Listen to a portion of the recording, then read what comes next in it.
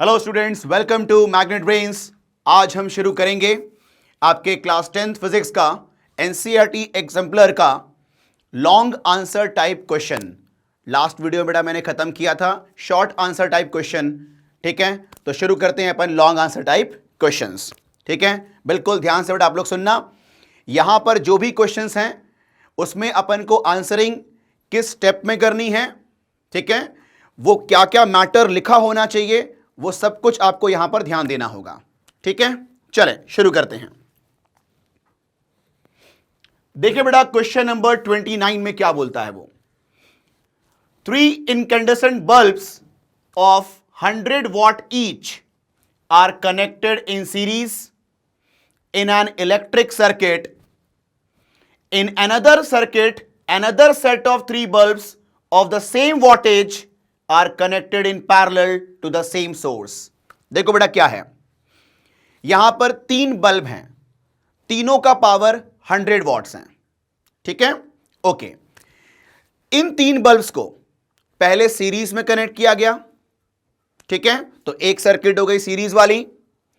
फिर से बेटा हमने 3 बल्ब लिए, यहां पर भी उन तीनों बल्ब्स का सेम पावर है 100 वॉट्स, उनको हमने पैरेलल में कनेक्ट किया विद द सेम सोर्स। ठीक, चलें अब ध्यान देना बेटा आप लोग, यहां पर आगे क्या बोलता है। Will the bulb in the 2 circuits glow with the same brightness.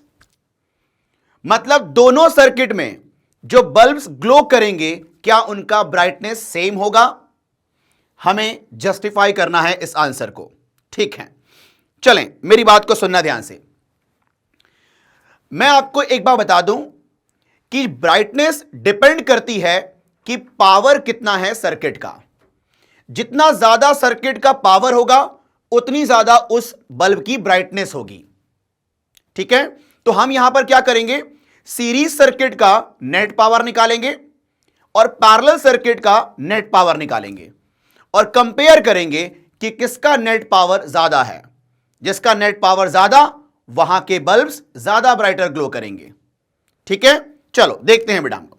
आओ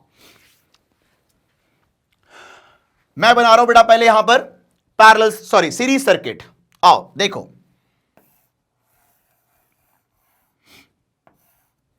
ये रहा आपका बल्ब 100 वॉट। ठीक है, एक और बल्ब 100 वॉट, एक और बल्ब 100 वॉट। इसको हमने कनेक्ट कर दिया एक सोर्स, मान लो V वोल्टेज का। ठीक, क्लियर है। अब सुनो ध्यान से बेटा, यहां पर तीनों बल्ब्स का पावर सेम है, तो हम तीनों का रेजिस्टेंस क्या मानेंगे, सेम मानेंगे। मान लेते हैं कि इस बल्ब का रेजिस्टेंस R है, तो इसका भी रेजिस्टेंस R होगा, इसका भी रेजिस्टेंस R होगा। ठीक है, आओ अब ध्यान देना बेटा आप लोग। तो यहां पर हम मान लेते हैं कि let R be the resistance of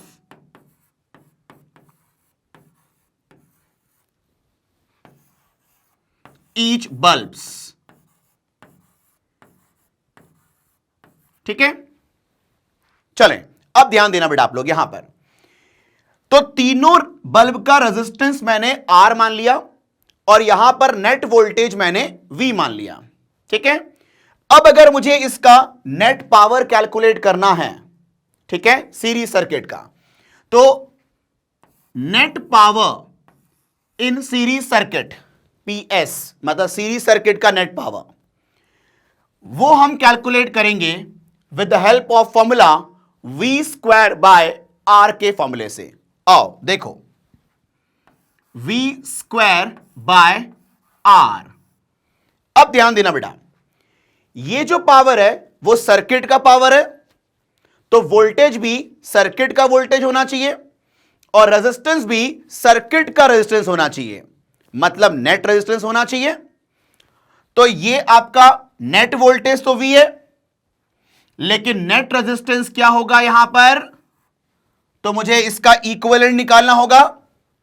और आप बताओ, 3 रजिस्टर अगर लगे हो सीरीज में तो उनका नेट रेजिस्टेंस कितना होगा? 3R। ठीक है, तो अब देखो ध्यान से, V स्क्वायर अपॉन ये हो जाएगा 3R।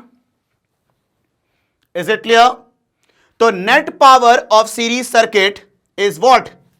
V square by 3R। तो ये मैंने कैलकुलेट कर लिया पावर इन सीरीज सर्किट। अब हम कैलकुलेट करेंगे पावर इन पैरेलल सर्किट, फिर कंपेयर करेंगे। आओ ध्यान देना बस आप लोग, देखें ध्यान से आप लोग।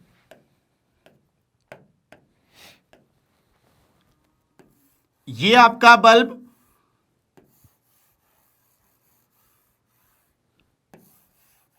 बेटा वही 3 बल्ब को मैंने पैरेलल में कनेक्ट किया है विथ सेम सोर्स और वोल्टेज V। इसका रेजिस्टेंस बेटा R, तो इसका भी R, इसका भी R, हर एक का पावर 100 वॉट। ठीक है, चलें अब ध्यान देना बेटा आप लोग, यहां पर देखें, मुझे इसका नेट पावर निकालना है, तो पहले मैं इसका नेट रेजिस्टेंस निकाल लेता हूं। तो देखो ध्यान से, R equivalent is equal to, यहां पर तीनों रेजिस्टेंस क्या है? आइडेंटिकल है। तो आइडेंटिकल रेजिस्टेंस का इक्विवेलेंट कैसे निकालते हैं पैरेलल में? By using formula R by N। R क्या होता है? Value of resistance. N क्या होता है? Number of resistance. तो वैल्यू ऑफ रेजिस्टेंस कितना है बेटा? हर एक का R। और कितने लगे हैं यहां पर? 3। तो R बाय 3 हो गया ना यहां पर R इक्विवेलेंट। ठीक है, ओके। तो इक्विवेलेंट रेजिस्टेंस यहां पर कितना आया? R by 3। ठीक, अब मुझे निकालना है नेट पावर, PP, मतलब power in parallel combination, is equal to, फिर से बेटा मैं फॉर्मूला यूज करूंगा V स्क्वायर बाय R वाला एक्सप्रेशन। देखो, तो नेट वोल्टेज कितना है? V है, तो V square upon net resistance R equivalent ना। ठीक है, तो यहां पर देखें, V square by R equivalent कितना? R by 3। तो ये कितना हो जाएगा? 3V square by R। आ रही है बात समझ में आपको यहां पर? ठीक है, तो तुम बताओ, पैरेलल कॉम्बिनेशन में नेट पावर कितना आया? 3V square by R। और जो सीरीज सर्किट था उसमें नेट पावर कितना है? V square by 3R। तो तुम बताओ, V स्क्वायर बाय R में 3 डिवाइडेड है और यहां पर V स्क्वायर बाय R में 3 मल्टीप्लाइड है। मतलब ऑब्वियस ही बात है कि पावर इन पैरेलल कॉम्बिनेशन ज्यादा होगा पावर इन सीरीज कॉम्बिनेशन के। तो हम क्या बोलेंगे यहां पर? Therefore power in parallel combination is greater than power in series combination. तो पैरेलल कॉम्बिनेशन का नेट पावर ज्यादा है, मतलब वहां के बल्ब्स ज्यादा ब्राइटर ग्लो करेंगे एज कंपेयर टू सीरीज वाले बल्ब्स के। ठीक है, तो हम यहां पर बोल देंगे therefore bulbs of parallel connection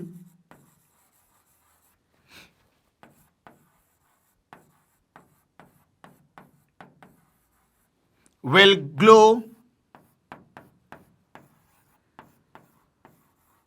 more brighter।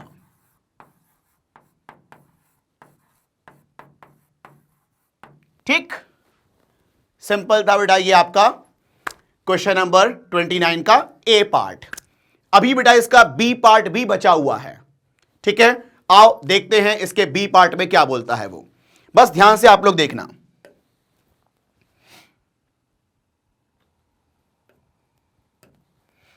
देखें, बी पार्ट में क्या बोल रहा है वो? बेटा ये बी पार्ट का क्वेश्चन है। ये देखो क्या बोलता है, now let one bulb in both the circuits get fused.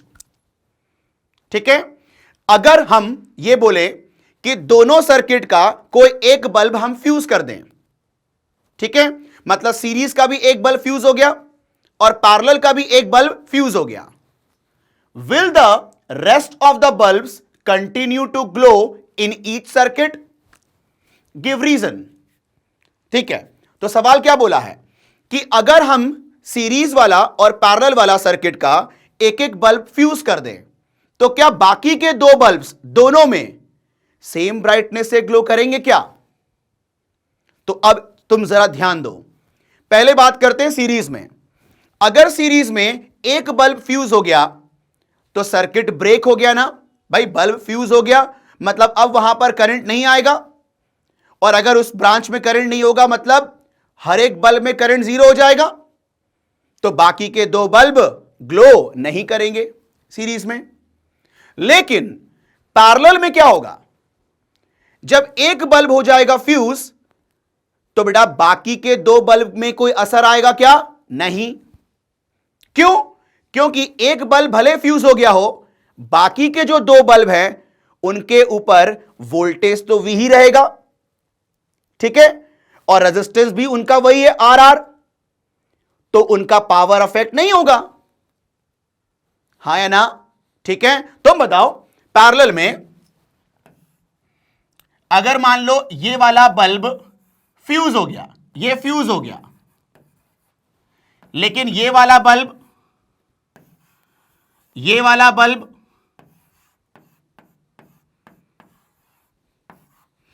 ये फ्यूज हो गया बेटा, ठीक, तो तुम बताओ ये वाला जो बल्ब है क्या इसका पावर अफेक्ट होगा क्या? नहीं, क्योंकि इसका रेजिस्टेंस भी अफेक्ट नहीं हुआ है और इसके अक्रॉस वोल्टेज भी अफेक्ट नहीं हुआ है, ठीक है। तो पैरेलल कनेक्शन में अगर एक बल्ब फ्यूज हो जाता है तो बाकी के बल्ब के ब्राइटनेस पे कोई असर नहीं आता, क्योंकि उसका वोल्टेज और उसका रेजिस्टेंस पे कोई असर नहीं आता, इसीलिए उसका पावर भी अफेक्ट नहीं होता है, इसीलिए उसका ब्राइटनेस पे भी कोई असर नहीं आता है।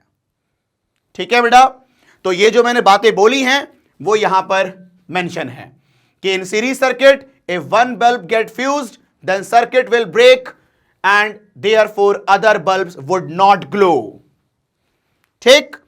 And in parallel circuit if one bulb get fused then other bulbs will glow with same brightness because voltage across each bulb remain unaffected, therefore its power would not change।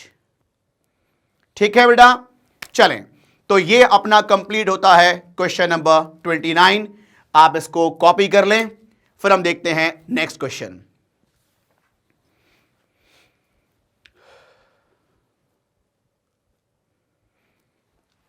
ठीक है बेटा, अब हम ध्यान दें नेक्स्ट क्वेश्चन की तरफ, चलें देखते हैं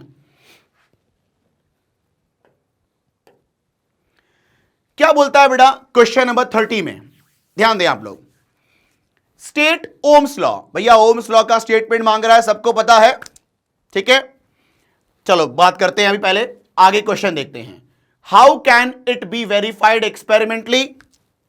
does it hold good under all conditions? तो यहां पर तीन सवाल है बेटा कि भैया पहले तो आप स्टेटमेंट दो ओम्स लॉ का, फिर दूसरा कि ओम्स लॉ को एक्सपेरिमेंटली कैसे वेरीफाई करोगे, एंड तीसरा क्या ये ओम्स लॉ हर कंडीशन में होल्ड रहता है। ठीक है, चलो देखते हैं। पहले तो बताओ बेटा ओम्स लॉ आप लोग को पता होगा, मैं बताता हूं, लेकिन फिर भी ओम्स लॉ में क्या कहा गया, the current flowing through a conductor is directly proportional to potential difference applied across the end of conductor, provided physical condition like temperature will remain same। ठीक है, मतलब किसी भी कंडक्टर में जो करंट फ्लो कर रहा है वो डायरेक्टली डिपेंड करेगा ना कितने वोल्टेज की बैटरी लगा रहे हो उसके ऊपर। तो current flowing through a conductor is directly proportional to potential difference applied across the conductor. तो I प्रोपोर्शनल टू V। ठीक है बेटा, ओके। लेकिन ये I प्रोपोर्शनल टू V कब होगा? जब physical condition like temperature should remain constant. Temperature में बदलाव नहीं होना चाहिए। ठीक है, अगर टेम्परेचर में बदलाव आया तो ओम्स लॉ वैलिड नहीं रहता है। ठीक है, तो I प्रोपोर्शनल टू V, या उसको हम लिख सकते हैं V प्रोपोर्शनल टू I। जब यहां पर प्रोपोर्शनल साइन हटता है, सभी को पता है एक कांस्टेंट आता है, वो कांस्टेंट क्या होता है? R। तो यहां पर V equal to R into I। R को हमने इंसर्ट किया एज अ कांस्टेंट, जिसे हम कहते हैं रेजिस्टेंस ऑफ कंडक्टर। ठीक, and V equal to RI बोलो या V इक्वल टू IR बोलो, बात तो बराबर ही होता है। तो यह है आपका ओम्स लॉ का स्टेटमेंट। अब आओ हम वेरीफाई करते हैं एक्सपेरिमेंटली इस ओम्स लॉ को। ठीक है, तो कैसे वेरीफाई करेंगे जरा सोचो। लॉ में क्या बोला गया? I प्रोपोर्शनल टू V, मतलब जैसे जैसे V चेंज होगा उसी प्रोपोर्शनल में I भी चेंज होगा, हां या ना? ठीक है, चलो अब देखते हैं आगे। ध्यान देना बस आप लोग। आपको क्या करना होगा? एक ऐसा सर्किट अरेंज करना होगा आपको। ठीक है, आप देखो यहां पर ध्यान से, यहां पर 4 सेल लगे हुए हैं। ठीक है, आप क्या करोगे? पहले ये वाला सेल कनेक्ट करोगे, एक सेल, और फिर उसके बाद वोल्ट मीटर की रीडिंग और एमीटर की रीडिंग लोगे। पहले बेटा आपने एक सेल कनेक्ट किया, मान लो वोल्टेज V अप्लाई किया आपने। ठीक है, और फिर आपने इस वोल्ट मीटर की रीडिंग और इस एमीटर की रीडिंग आपने नोट डाउन किया, हाँ है ना? तो देखो यहां पर पहला हमने सिर्फ एक सेल कनेक्ट किया, करंट का मेजर करेंगे, वोल्टेज का मेजर करेंगे, करंट का मेजर करेंगे और वोल्टेज का मेजर करेंगे, बोलो हाँ है ना? फिर जो भी वोल्टेज और करंट आएगा उसको हम डिवाइड करके वैल्यू लिखेंगे। ठीक, ओके। फिर हम क्या करेंगे? एक और सेल को कनेक्शन में लाएंगे, मतलब अब हो गया वोल्टेज 2V, वोल्टेज को इंक्रीज कर दिया मैंने। ठीक है, तो अब यहां पर फिर से आप वोल्ट मीटर का रीडिंग लोगे, मतलब कितना पोटेंशियल डिफरेंस है वो देखोगे, फिर करंट का मेजर करोगे। ठीक, तो आपने क्या किया? 2 सेल कनेक्ट किए, तो वोल्टेज इंक्रीज हो गया, तो यहां पर करंट भी इंक्रीज होगा, हाँ या ना? ठीक है, एंड फिर से आप रेशियो नोट डाउन करोगे V और I का। ठीक बेटा, ओके। सिमिलरली आप तीसरा भी सेल लोगे, ठीक है, और फिर से यहां पर voltmeter reading, ammeter reading, यहां पर आपको वो वैल्यू इनपुट करनी होगी और फिर उनका रेशियो लिख के यहां पर लिखना होगा। एंड सेम हम एक और सेल ले लेंगे, मतलब अब 4 सेल हो गए, वोल्टेज 4V हो गया। ठीक है, फिर से हम वोल्ट मीटर रीडिंग लेंगे, एमीटर रीडिंग लेंगे और यहां पर हम इनपुट करेंगे रीडिंग को और फिर से रेशियो निकालेंगे। ठीक, अब ध्यान देना आप लोग, यहां पर ये चारों सेल को एक एक करके हम इंक्लूड करते गए और हर बार वोल्ट मीटर और एमीटर की रीडिंग लेते गए। रीडिंग लिखने के बाद जब हमने हर रीडिंग में V और I का जब रेशियो लिया ना, तो यह देखा गया कि V अपॉन I हर बार जो वैल्यू आ रही है वो सेम आ रही है, मतलब ratio of V and I after putting each cells will remain same. ठीक है, मतलब यहां पर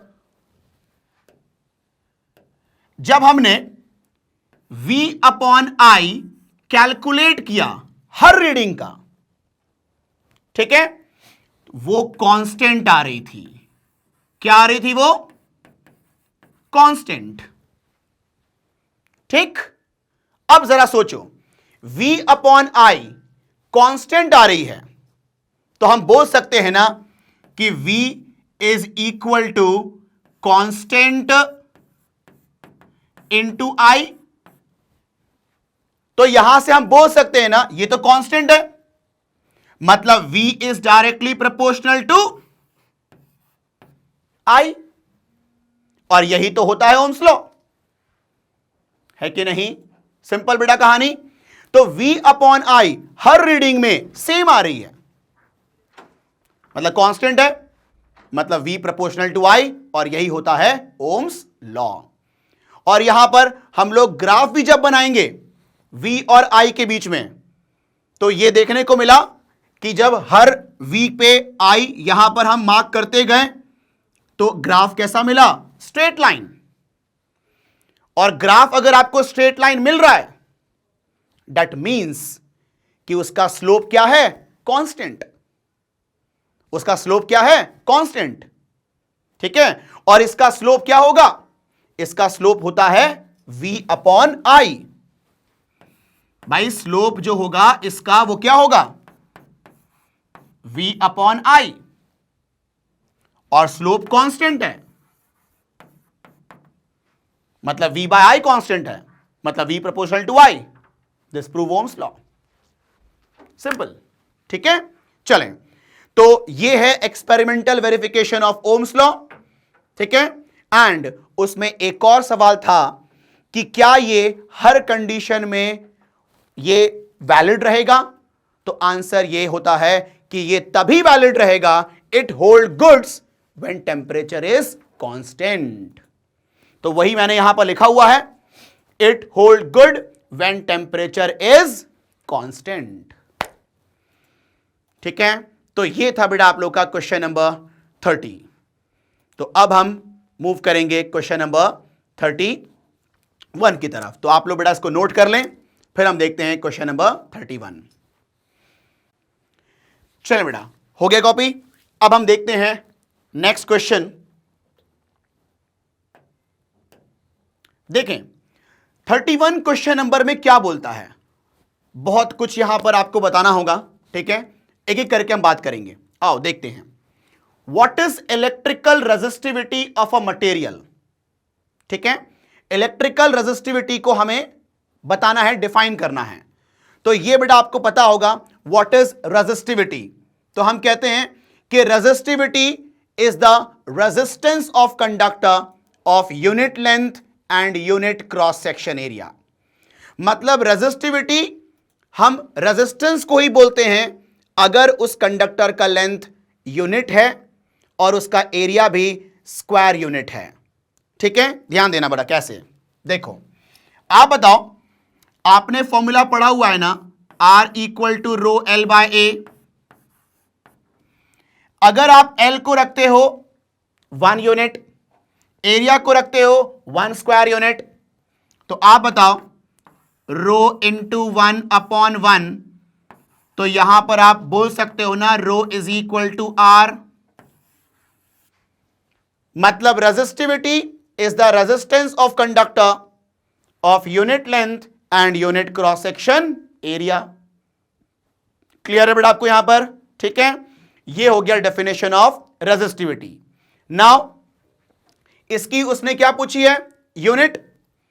तो बेटा इसकी यूनिट क्या होती है? Ohm into metre. ये उसकी एसआई यूनिट होती है। ठीक है, चलो अब इसमें क्वेश्चन क्या पूछता है आगे। Describe an experiment to study the factors on which the resistance of conducting wire depends। Experimentally हमें बतानी है कि जो रेजिस्टेंस होता है वो किस किस फैक्टर पे डिपेंड करता है। ठीक है, आप लोग को बड़ा ये पता तो होगा वैसे कि रेजिस्टेंस लेंथ पे डायरेक्टली डिपेंड करता है, एरिया ऑफ क्रॉस सेक्शन पे इनवर्सली डिपेंड करता है। ठीक है, रेजिस्टेंस जो है नेचर ऑफ मटेरियल पे भी डिपेंड करता है ना। तो ये फैक्टर्स पे जो डिपेंडेंसी है उसको एक्सपेरिमेंटली बताना है हमें। ठीक है, तो हम यहां पर क्या करेंगे, ध्यान देना बेटा आप लोग, देखें, देखो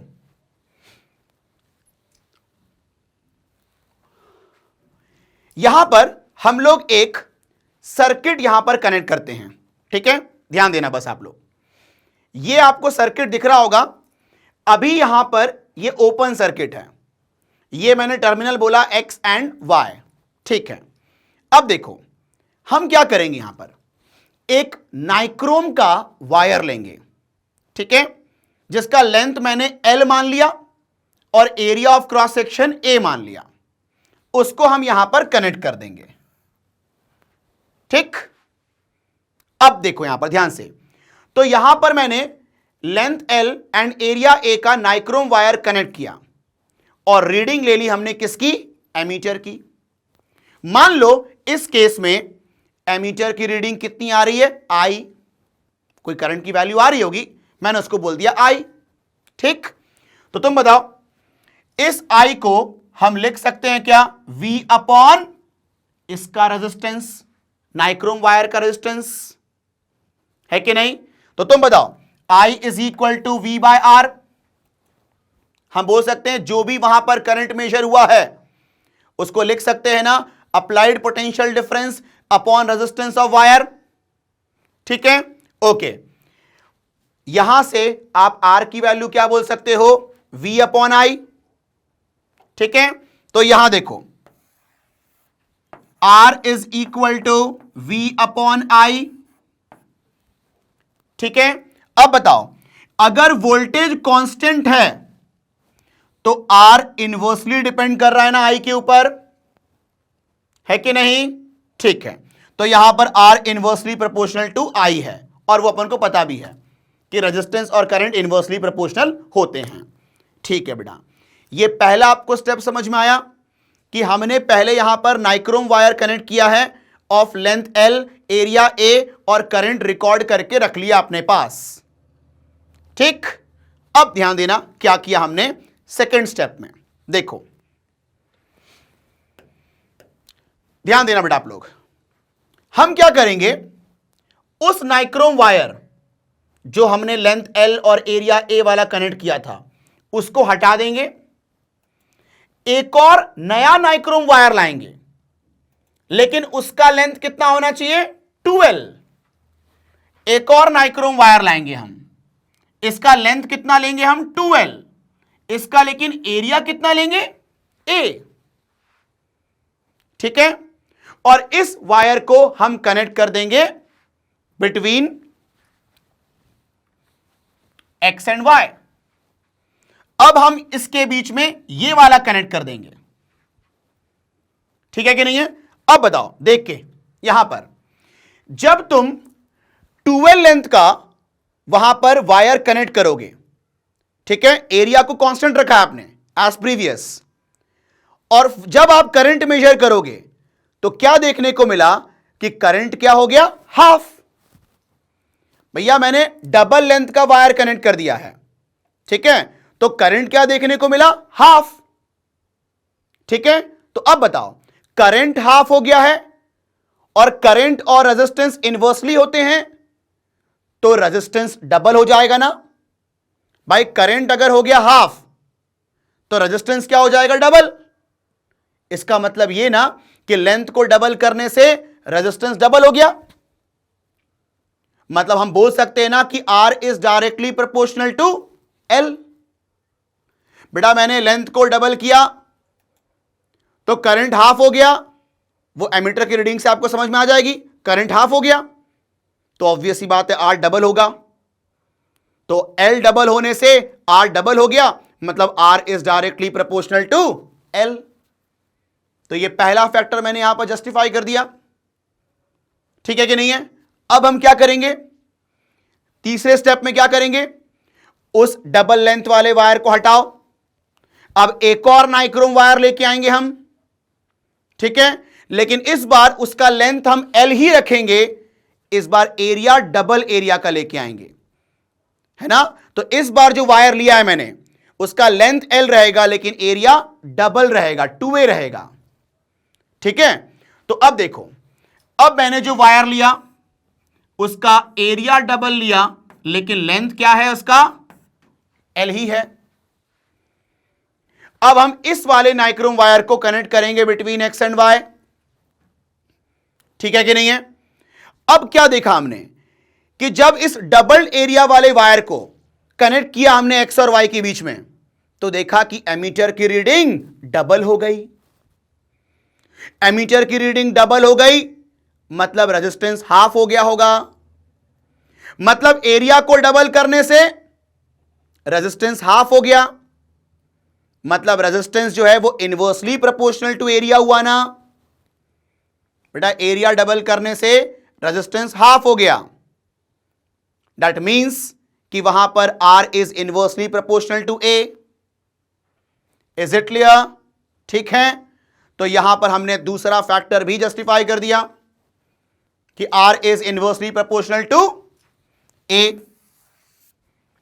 ठीक है कि नहीं है? चलो, अब हमने क्या किया, इस वाले वायर को भी हटा दिया एक्स और वाई के बीच में। अब हम लेके आएंगे एक नए मटेरियल का वायर। ठीक है, मान लो हम कॉपर वायर लेके आते हैं।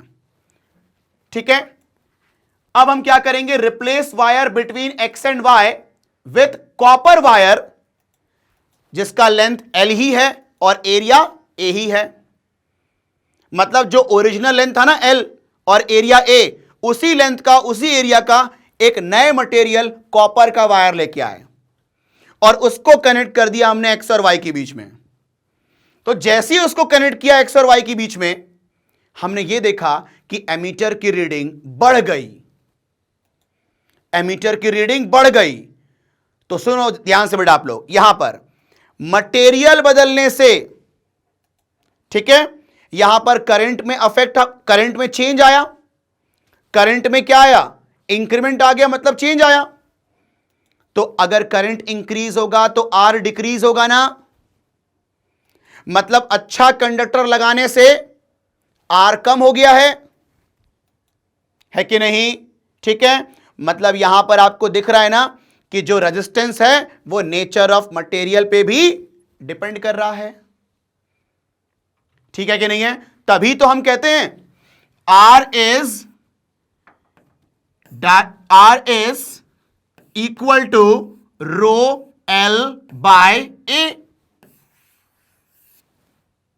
Resistance is directly proportional to L, resistance is inversely proportional to A. और ये जो रेजिस्टिविटी होता है ये मटेरियल पे डिपेंड करता है ना, मतलब रेजिस्टेंस भी मटेरियल पे डिपेंड करेगा। ठीक है कि नहीं है? तो बेटा हमने एक्सपेरिमेंटली शो कर दिया कि रेजिस्टेंस किस किस फैक्टर पे डिपेंड करता है। आ रही है बात समझ में आपको यहां पर? ठीक है, चलें, तो ये होता है आपका कंप्लीट। अब हम देखेंगे नेक्स्ट क्वेश्चन। तो पहले आप इसको नोट कर लें आप लोग।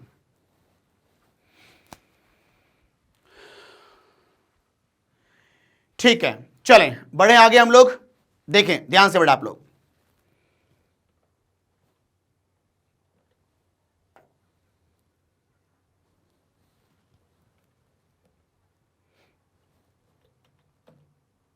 नाउ अब देखते हैं बेटा हम लोग क्वेश्चन नंबर 32। इसमें क्या बोलता है वो, how will you infer with the help of an experiment that the same current flows through every part of the circuit containing 3 resistances in series connected to a battery। आप ये बताओ, series में current same होता है कि नहीं हर part of circuit में? ठीक है, हमें उसको एक्सपेरिमेंटली जस्टिफाई करानी है। अब एक्सपेरिमेंटली करानी है मतलब वहां पर आपको एक्टिविटी करके दिखानी होगी। तो जो हम एक्टिविटी करेंगे वो यहां पर बस लिखना है अपन को। ठीक है, आओ देखो ध्यान से। हम एक बकायदा सर्किट बनाएंगे जिसमें 3 रेजिस्टेंस कनेक्ट कर देंगे हम। यहां पर हमने बैटरी अप्लाई कर दी, मान लो वोल्टेज V का। ठीक है, अब हम यहां पर एमीटर कनेक्ट कर दिया हमने। ठीक है, इस कंडीशन में इस एमीटर की रीडिंग नोट कर लेंगे हम लोग। ठीक है, अब हम क्या करेंगे, इस एमीटर को यहां से हटा के इनके बीच में लेके आ जाएंगे, यहां कनेक्ट कर देंगे एमीटर को, फिर से रीडिंग लेंगे, फिर उस एमीटर को यहां से हटाएंगे, यहां रख देंगे, फिर से रीडिंग लेंगे, फिर यहां से हटाएंगे, यहां रखेंगे, फिर से रीडिंग लेंगे। तो डिफरेंट पोजीशंस पे एमीटर को रखेंगे इन बिटवीन रजिस्टर्स और उसकी वैल्यू को नोट डाउन करेंगे। तो जब तुम सारे पोजीशंस पे रीडिंग को नोट करोगे ना, तो आप ये पाओगे कि करंट की वैल्यू सब में सेम है, विच प्रूव ना कि सीरीज में करंट की वैल्यू क्या होती है, सेम। ठीक है, तो ऐसे आपको एक्टिविटी करके, ऐसे एक्सपेरिमेंट करके जस्टिफाई करनी है कि सीरीज में करंट सेम रहता है। तो ये जो बड़ा मैंने बातें बोली हैं ये यहां पर मेंशन है। ठीक है, चलो ठीक है बेटा, तो यहां पर अपना होता है कंप्लीट क्वेश्चन नंबर 32। अब हम देखेंगे नेक्स्ट क्वेश्चन। तो पहले बेटा पॉज करके इसको आप कॉपी कर लें, फिर हम बात करते हैं आगे।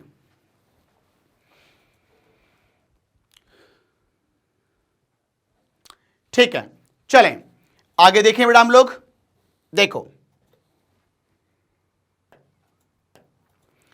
अब 33 क्वेश्चन नंबर में क्या बोलता है, ठीक है, ध्यान देना बस आप लोग। How will you conclude that the same potential difference exist across 3 resistors connected in parallel arrangement to a battery. मतलब पैरेलल में अगर 3 रजिस्टर्स लगे हो तो तीनों में सेम वोल्टेज होता है, उसको एक्सपेरिमेंटली हमें जस्टिफाई करनी है। पिछले वाले में हमने सीरीज में करंट को सेम जस्टिफाई किया था हमने, यहां पर पैरेलल में वोल्टेज को सेम जस्टिफाई करना है, और वो होता है ना बेटा, पैरेलल में वोल्टेज सेम होता है, लेकिन उसको एक्सपेरिमेंटली यहां पर हमें जस्टिफाई करनी है। तो आओ देखें कैसे करेंगे हम लोग। देखो आप क्या करना, 3 रजिस्टर लेना, ठीक है, R1 R2 R3, उनको आपने पैरेलल में कनेक्ट किया, ठीक है, फिर आपने यहां पर बैटरी कनेक्ट कर दी से वोल्टेज V का, ठीक है, एमीटर कनेक्ट कर दिया यहां पर, की वगैरह बिल्कुल परफेक्ट सर्किट बना दिया आपने यहां पर, ठीक है। अब क्या करोगे आप, एक वोल्ट मीटर लोगे, ठीक है, उसको आप इस पैरेलल अरेंजमेंट के अक्रॉस कनेक्ट कर दोगे लाइक दिस, और इसकी रीडिंग नोट कर लेना, ठीक है। फिर क्या करना, यहां से इस वोल्ट मीटर को हटाओ, ठीक है, R1 के अक्रॉस वोल्ट मीटर कनेक्ट कर देना,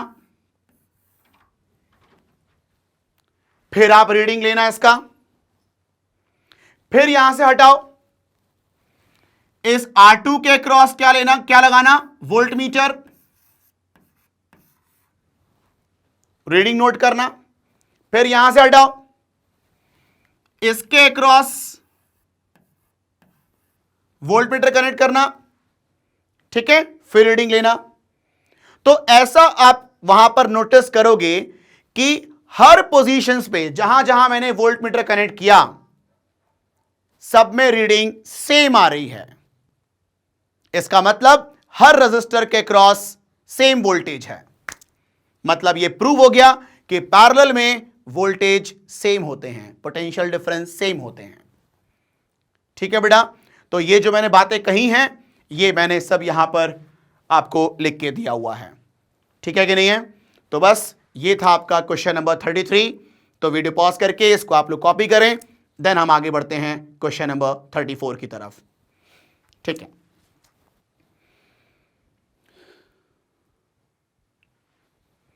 ठीक है, चलें बढ़े बेटा आगे क्वेश्चन नंबर 34 में। देखो ध्यान से, 34 क्वेश्चन में क्या बोलता है, what is joules law of heating या जूल्स हीटिंग इफेक्ट। बेटा जूल्स लॉ ऑफ हीटिंग, ठीक है, ये आप लोगों ने पढ़ा हुआ है, उसका हमें स्टेटमेंट देना है पहली बात। फिर बोलता है how can it be demonstrated experimentally, उसको आप कैसे एक्सपेरिमेंटली डेमोन्स्ट्रेट करोगे जूल्स लॉ ऑफ हीटिंग को, ठीक है। ओके ठीक है, करते हैं। List it's 4 applications in daily life. आपके डेली लाइफ में इस हीटिंग इफेक्ट का कहां कहां एप्लीकेशन दिखता है आपको। ठीक है, चलो शुरुआत करते हैं।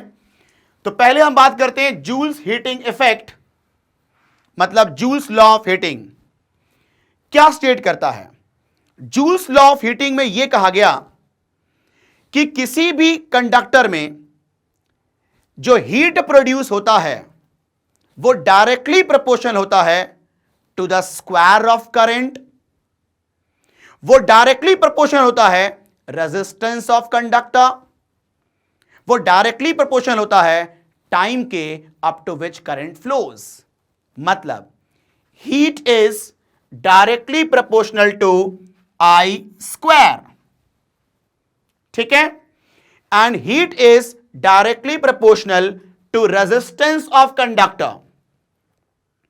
ठीक है, and heat is directly proportional to time up to which current flows. मतलब जितना ज्यादा समय के लिए आप करंट फ्लो कराओगे उतना ज्यादा हीट डेवलप होगा। सही बात भी है। अगर तुम बात करो बल्ब की, अगर तुम उसको 2 मिनट के लिए ग्लो कराते हो, वहीं तुम 5 मिनट के लिए ग्लो कराते हो, तो 5 मिनट वाले केस में वो ज्यादा हीटअप होता है। तो टाइम पर डिपेंड करता है हीट। ठीक है, ओके।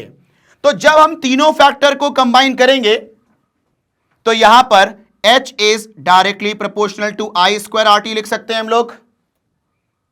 ठीक है, तो जब ये प्रोपोर्शनल साइन हटता है तो एक कांस्टेंट आता है, वो कांस्टेंट K को मैंने 1 मान लिया है, उसको 1 मानते हैं हम लोग। तो आप बताओ हीट का फॉर्मूला बनता है ना आई स्क्वायर आर टी। ठीक है, तो H equal to I square R T, ये फॉर्मूला निकलता है जूल्स लॉ ऑफ हीटिंग से। ठीक है, अब मेरी बात को सुनना ध्यान से, मैं यहां पर कुछ कहना चाहूंगा। ठीक है, जो हम कहते हैं ना कि heat is equal to I square R T, तो यहां पर हीट करंट पे डायरेक्टली डिपेंड कर रहा है कि नहीं, और हीट रेजिस्टेंस पे भी डायरेक्टली डिपेंड कर रहा है। तो अब तुम सोचोगे, तुम्हारे दिमाग में यह बात आएगी कि सर अगर रेजिस्टेंस ज्यादा होगा तो ठीक है, मैंने मान लिया हीट ज्यादा होगा, लेकिन रेजिस्टेंस ज्यादा होगा तो करंट भी तो कम होगा, और अगर करंट कम होगा तो फिर हीट कम होना चाहिए, क्योंकि करंट पे भी हीट डिपेंड कर रहा है। तो एक बात आप लोग हमेशा ध्यान रखना, कभी भी किसी चीज पे डिपेंडेंसी अगर आप देखते हो ना, तो बाकी चीजों को कांस्टेंट मानना होगा। जैसे आप कहते हो कि मैंने कहा heat is directly proportional to square of current, तो यहां पर रेजिस्टेंस और टाइम को कांस्टेंट मानना होगा। जैसे बात करते हैं हम लोग कि हमने लिया एक बल्ब। ठीक है, अब हमने उसमें 10 वोल्ट की बैटरी लगा दी, मान लो उसमें 1 एम्पियर करंट फ्लो कर रहा है। ठीक है कि नहीं है? अब ध्यान देना बेटा, फिर मैंने क्या किया, वोल्टेज को इंक्रीज किया। अब मैंने क्या कर दिया, 20 वोल्ट वहां पर कनेक्ट किया मैंने, तो मान लो करंट हो गया डबल, 2 एम्पियर करंट हो गया। तो आप बताओ यहां पर करंट इंक्रीज हुआ ना, तो हीट भी क्या होगा, इंक्रीज। लेकिन क्या उस केस में रेजिस्टेंस में कोई चेंज आएगा? नहीं ना। तो यहां पर हम बोलेंगे कि for constant resistance heat is directly proportional to square of current. मतलब किसी एक के ऊपर अगर आप डिपेंडेंसी देखते हो तो बाकी को क्या मानना पड़ेगा, कांस्टेंट, तभी देख पाओगे। Is it clear? तो अगर मैंने बोला heat is directly proportional to R, तो हमें करंट को और टाइम को क्या मानना होगा, कांस्टेंट। ठीक है कि नहीं है? मतलब अगर कांस्टेंट करंट जा रहा है, ठीक है, और एक पर्टिकुलर टाइम की बात करें तो heat is directly proportional to resistance. जितना ज्यादा रेजिस्टेंस उतना ज्यादा हीट डेवलप होगा। हाँ या ना? ठीक है, क्लियर है बेटा कहानी यहां पर आप लोग को? ओके, अब इस चीज को एक्सपेरिमेंटली डेमोन्स्ट्रेशन आपको यहां पर लिखनी है, जो आप करोगे उसको यहां पर लिखनी है। ठीक है, तो आओ देखो ध्यान से बेटा आप लोग। वो एक्टिविटी मैं आप लोग को कह के सुनाता हूं, ठीक है। आप क्या करना, एक बल्ब लिया, ठीक है, ओके। आपने उस बल्ब को एक सोर्स के साथ, वोल्टेज V के साथ आपने कनेक्ट कर दिया, ठीक है, और उस बल्ब को ग्लो कराया आपने फॉर सम टाइम, मान लो T टाइम के लिए आपने उसको ग्लो कराया, ठीक है। चलो एग्जांपल ले लेते हैं अपन कि 5 सेकंड के लिए ग्लो कराया आपने, ठीक है कि नहीं है, ओके। अब आपने क्या किया, वोल्टेज को इंक्रीज कर दिया, ठीक है। जब वोल्टेज को इंक्रीज करोगे तो करंट भी इंक्रीज होगा, है कि नहीं, ओके। तो जब तुमने वोल्टेज को इंक्रीज किया ना, जिसकी वजह से करंट इंक्रीज हो गया, तो अब आप क्या देखोगे, क्या नोटिस करोगे कि वही बल्ब सेकेंड केस में जब करंट बढ़ गया है, ज्यादा हीट हो रहा है उसी 5 सेकंड में, हाँ है ना। मतलब कि यहां पर जो हीट है वो डिपेंड कर रहा है ना करंट के ऊपर, ठीक है। तुम बताओ भैया, पहले वाले केस में जब करंट कम था, ठीक है, तो वो बल्ब कम हीट हो रहा था उस टाइम में 5 सेकंड में, लेकिन अब जब तुमने करंट बढ़ा दिया बाय इंक्रीजिंग पोटेंशियल डिफरेंस, तो उसी टाइम में वो अब ज्यादा हीट हो रहा है। दैट मींस कि heat is directly proportional to current, हाँ या ना, ठीक है। This proves Joule's law of heating. आ रही है बात समझ में। तो यहां पर मैंने आपको एक्सपेरिमेंटली यह शो कर दिया कि जो हीट है वो आपका डिपेंड कर रहा है किसके ऊपर, करंट के ऊपर, है कि नहीं। आप ऐसे ही डेमोन्स्ट्रेशन करके रेजिस्टेंस के ऊपर भी आप डिपेंडेंसी प्रूव कर सकते हो, टाइम के ऊपर भी प्रूव कर सकते हो, लेकिन कोई एक कर दिया दैट इज सफिशिएंट, ठीक है बेटा। तो ये जो मैंने बातें बोली हैं वो यहां पर मेंशन है, ठीक है। अब सुनो इसका प्रैक्टिकल जो एप्लीकेशंस हैं जो आपके डेली लाइफ में होते हैं। तो आप बताओ ना बेटा, अगर हम बात करें ठंड के मौसम में, तो आप लोग अपने घरों में यूज करते हो ना इलेक्ट्रिक हीटर, है कि नहीं, इलेक्ट्रिक गीजर, पानी गर्म करते हो, ठीक है, इलेक्ट्रिक टोस्टर, ठीक है, इलेक्ट्रिक केटल। तो ये जो सारे डिवाइसेस हैं ये बेटा हीटिंग इफेक्ट पे ही वर्क करती हैं। मतलब जो हम इलेक्ट्रिक हीटर में जो कॉइल इस्तेमाल करते हैं ना बेटा, उसका रेजिस्टेंस हाई रखते हैं हम लोग, ठीक है, ताकि वो जल्दी हीटअप हो जाए, ठीक है। तो ये जो सारे डिवाइसेस हैं जहां पर हीट डेवलप होती है, ये सब जूल्स लॉ ऑफ हीटिंग पे वर्क करती हैं, ठीक है बेटा। तो ये कंप्लीट होता है हमारा क्वेश्चन नंबर 34। इसको आप लोग बेटा नोट कर लें, फिर हम देखते हैं क्वेश्चन नंबर 35। नोट करें। चलें, अब हम देखते हैं लास्ट क्वेश्चन। देखो बेटा क्या बोलता है यहां पर, बहुत सारे पार्ट हैं इस क्वेश्चन के, ध्यान देना बेटा आप लोग। Find out the following in the electric circuit given in figure this. ये फिगर है बेटा, है ना, इसके आधार पे हमें इन क्वेश्चंस का आंसर देना है, ठीक है। पहला क्वेश्चन क्या है, effective resistance of 2 8 ohm resistors in combination. तो आप बताओ, ये जो 2 8 ओम है इनका इक्विवेलेंट रेजिस्टेंस आपको निकालना है, इफेक्टिव रेजिस्टेंस निकालना है आपको। तो आप बताओ, ए वाले की बात करते हैं हम लोग। ये 8 और 8 कैसे लगे हैं बेटा, पैरेलल में। तो पैरेलल में अगर आइडेंटिकल रेजिस्टर लगे होते हैं तो उसका फॉर्मूला क्या होता है, R/N, मतलब value of resistance upon number of resistance. तो वैल्यू क्या है यहां पर, 8 ओम, कितने लगे हैं ये, 2, तो ये हो गया 4 ओम। तो बेटा ये हो गया आपका पार्ट ए का आंसर, 4 ओम। सिंपल क्वेश्चन है बेटा बहुत, बिल्कुल। अब देखो क्या निकालना है अपन को, current flowing through 4 ohm resistor, मतलब इसमें कितना करंट जाएगा, मान लेते हैं वो करंट है I, ठीक है। अब बताओ, अगर आपको करंट मेजर करना है इस 4 ओम के क्रॉस, तो आपको दिख रहा है कि ये करंट क्या है, बैटरी से निकलने वाला करंट है, मतलब ये टोटल करंट है। तो टोटल करंट अगर निकालना है तो वोल्टेज भी टोटल होना चाहिए, ठीक है, और रेजिस्टेंस भी टोटल होना चाहिए सर्किट का। तो पहले हम निकालेंगे रेजिस्टेंस का, सॉरी पूरे सर्किट का टोटल रेजिस्टेंस। आओ निकालते हैं, देखो ध्यान से, ध्यान देना बेटा आप लोग यहां पर। तुम बताओ इस दोनों का इक्विवेलेंट कितना आया था, 4 ओम, ठीक है। ये 4 ओम और ये 4 ओम कैसे लगे हैं, सीरीज में। तो हम कहेंगे सिंस इक्विवेलेंट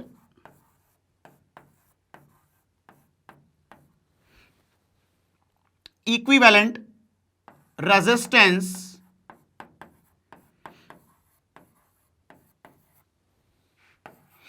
of 8 ohm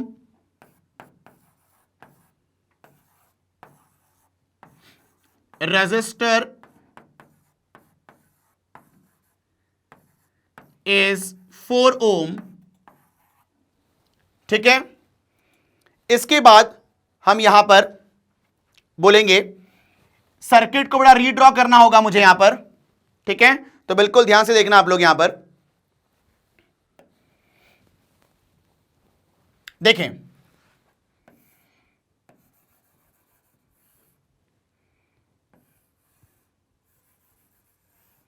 बेटा वो जो 8 ओम था उसका इक्विवेलेंट कितना हो गया, 4 ओम, ठीक है। ओके, यहां पर बेटा सेल कनेक्टेड है, मतलब बैटरी कनेक्टेड है, ठीक है। उसके बाद ये की है, एमीटर है, ओके, 8 वोल्ट की बैटरी है।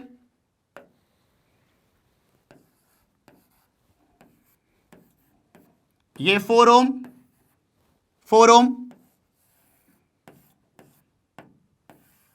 ठीक है। चलो बेटा अब बताना इन दोनों का कॉम्बिनेशन क्या होगा, 8 ओम, क्योंकि ये कैसे लगे हैं बेटा, सीरीज में। तो हम क्या बोलेंगे, सिंस 2 4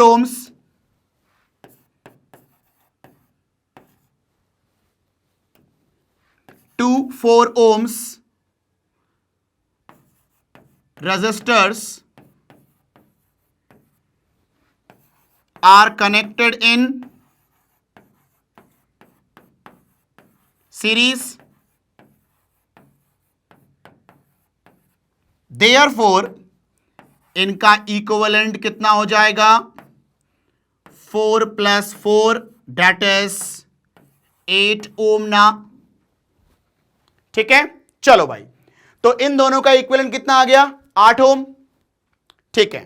तो अब मैं फिर से सर्किट डायग्राम बना रहा हूं, तो इन दोनों को रिप्लेस कर रहा हूं एक सिंगल रजिस्टर से।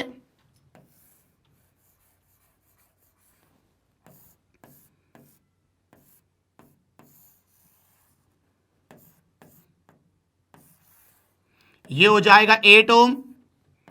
तो अब बताओ यहां पर करंट की वैल्यू कितनी होगी, तो हम कहेंगे I is equal to V/R equivalent, और V कितना है, 8 वोल्ट, R इक्विवेलेंट कितना है, 8 ओम।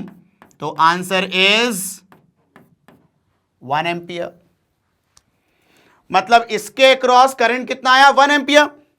मतलब इस ब्रांच में करंट कितना होगा, 1 एम्पियर।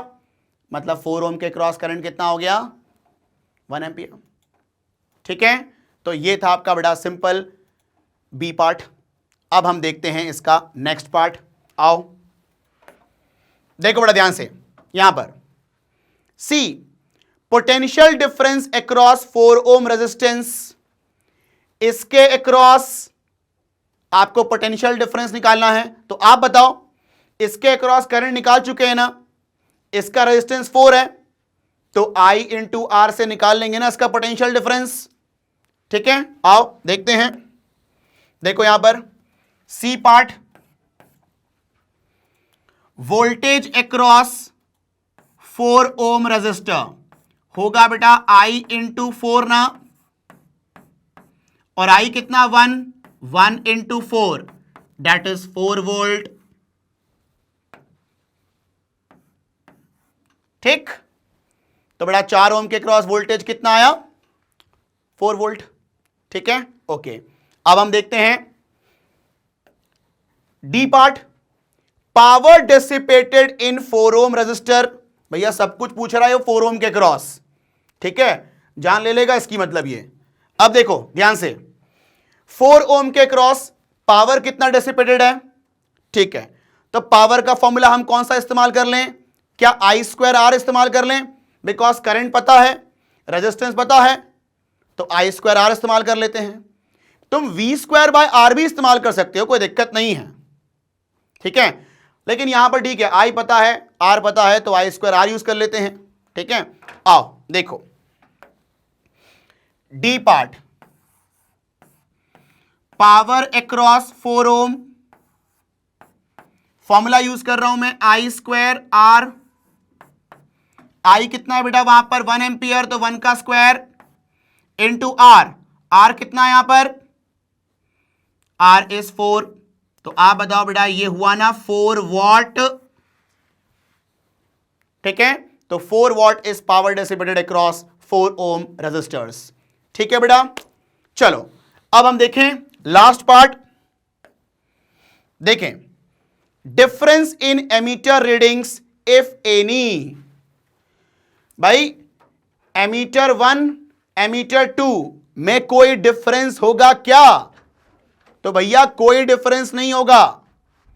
आप ये आंसर यहां पर ये बोलेंगे कि there is no difference in the reading of A1 and A2 because they are connected in series. तुम बताओ ये वाला एमीटर भी टोटल करंट को मेजर करेगा ना, ये वाला एमीटर भी टोटल करंट को मेजर करेगा ना, तो यहां पर एमीटर रीडिंग्स में कोई फर्क नहीं आएगा, ठीक है।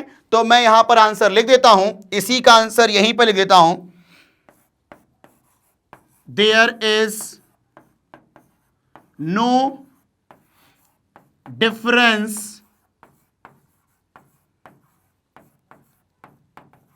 in reading of emitters because they are connected in series, ठीक है, क्लियर है बेटा कहानी यहां पर आप लोग को। तो ये था आप लोग का question number 35 which is your last question. तो यहां पर हमारा खत्म होता है एग्जाम्पलर प्रॉब्लम के सारे क्वेश्चंस, ठीक है बेटा। कोई भी अगर किसी क्वेश्चन में डाउट हो आपको तो आप बिल्कुल कमेंट में आप लिख के पूछ सकते हैं, ठीक है। चलो थैंक यू। एक बात मैं आपको और बता दूं,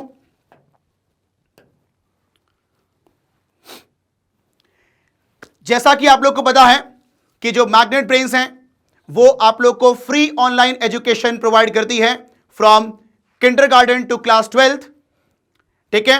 एंड लास्ट में बस मैं यही कहूंगा कि अगर आपको वीडियो अच्छा लगा हो तो आप लाइक करें, एंड चैनल में नए हो तो सब्सक्राइब करें, एंड दोस्तों के साथ शेयर करें। Thank you.